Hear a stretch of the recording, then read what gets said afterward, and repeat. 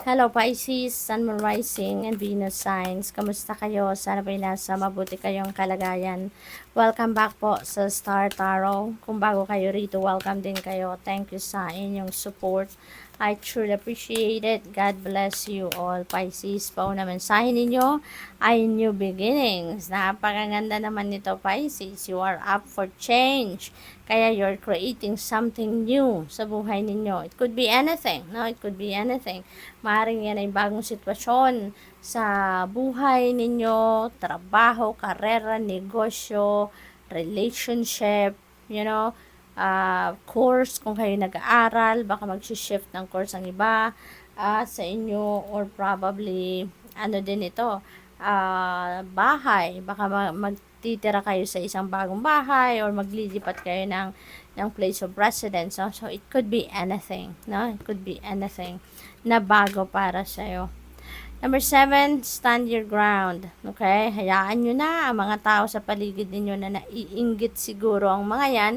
Kaya maaaring ginagawaan kayo ng kwento. Maaaring nagmamanufacture sila ng kwento against you. So, just, kung hindi lang naman worth of your time, worth of your effort, no? Hayaan nyo na sila. No? Just stand your ground, focus sa sarili ninyo, focus sa kung ano man yung ginagawa ninyo. Alright? So, kasi the more napapatulan ninyo yan, just in case intimidating na at nakaka-bother na, mas lalo silang matutuwa, hindi ba? Kaya, choose your battles. Okay? Pisces, choose your battles. We have number 4, firm foundation. Ayan. So, maybe ito yung focus ninyo sa ngayon, no? Isa sa mga focus ninyo sa ngayon is to lay a solid foundation, no, in your family and relationship. Siguro focus on laying a solid foundation on your finances, trabaho, career, kasi number 4 is stability, no? Stability. So maaring yung mga major areas of life, yun ang bibigyan ninyo ng mas maraming oras, panahon at attention ngayon para doon kayo makapag-build ng solidong pundasyon. We have shadow. Ayan, so you're facing your fears sa ngayon. So mawawala na ang mga takot ninyo sa ngayon.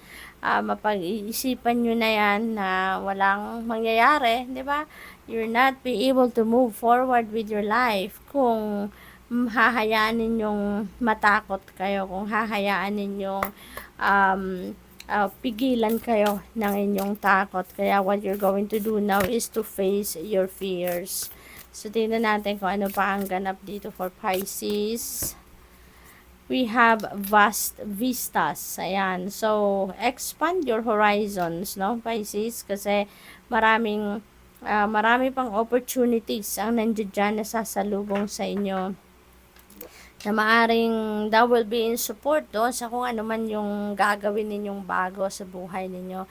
Mga new beginnings kayo, hindi ba? Kaya maaring yung mga opportunities na to that will come your way is in support with that mga bagay na gagawin ninyo.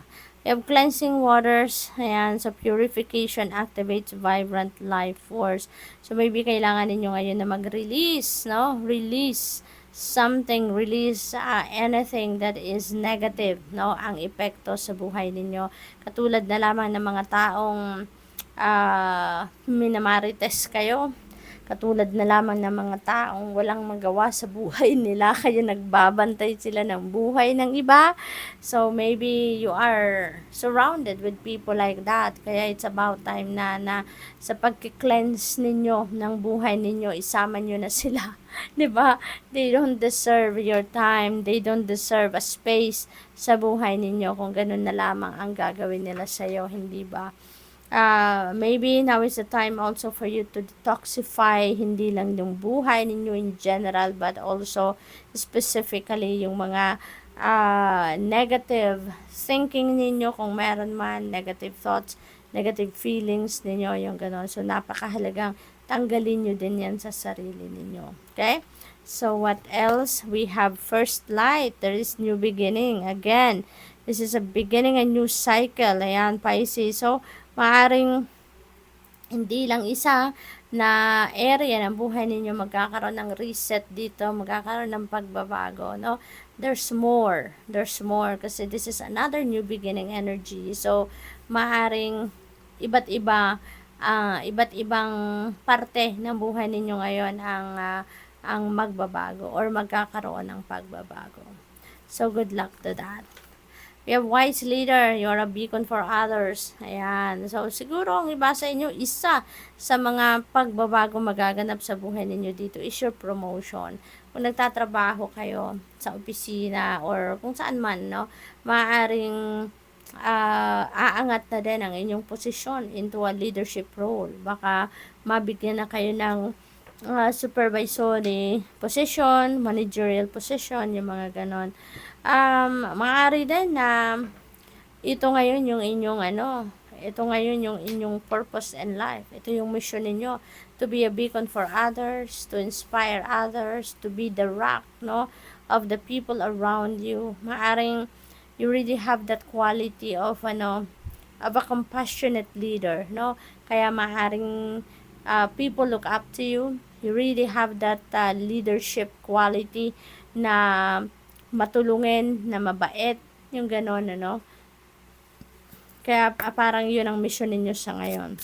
You were born siguro then to be a leader, no, Pisces. So, tignan natin kung ano pa ang kaganapan. We have embrace your magnificence. Pisces, napakaganda naman. You're very magnificent. You are kinda unique and beautiful. Siguro napakaganda ng inyong kalooban, no? Napakaganda nyo rin din. Siguro gwapo at maganda kayo din, no? On sa physical appearance. Kaya you are extremely magnificent, no? So, that is something na siguro isa sa mga qualities ninyo na nakakapag-attract din kayo ng mga tao towards you. Kasi hindi lang sa mabait kayo, hindi lang sa you're a compassionate leader, hindi lang sa magandang inyong kalooban, but pati na rin yung panlabas ninyong kanyon ay maganda talaga. 'Di ba? Kaya you are drawing people towards you. Clear away old energies. Ayan, kasama na yan dyan sa pagki-cleanse ninyo, 'di ba? Cleansing waters energy, kasama na yan dyan, no, sa pag-alis ng mga kung ano-anong kumbaga negativity or basura, clutter sa sarili ninyo, sa buhay ninyo. Alisin nyo na din, including your old energies, no? Old energies that hindi naman nagsiserve ng best interest ninyo. Kumbaga, parang kalawang na lang yan sa sarili ninyo, no? Tanggalin na yan, okay? Para magkaroon kayo ng mas maraming space sa buhay ninyo para sa mas magagandang bagay, pangyayari, tao na nadadating. We have offer up gratitude. Ayan, wag din yung kalimutan sa lahat ng mga biyayang tatanggap ninyo, maging maliit man o malaki, it doesn't matter kung saan quantity, no, it doesn't matter. Basta may biyayang dumating sa buhay ninyo, don't forget to offer your gratitude. Wag na wag kayo makakalimot magpasalamat sa mga natatanggap ninyo, at even to those things na hindi pa ninyo natatanggap, ipagpasalamat nyo na yan. Kung ipinagdadasal ninyo yan, ipagpasalamat nyo na yan, ano? Kasi yung gratitude, parang susi yan, parang sinususian ninyo ang isang pinto para sa bibigay pa sa inyo ng mas marami pang blessings, no? Yan ang pinto ng parang stock room, kumbaga, or warehouse ng mas marami pang blessings, abundance, and prosperity na pwedeng ninyong makuha. So, good luck. Thank you for watching. Love and light. Namaste.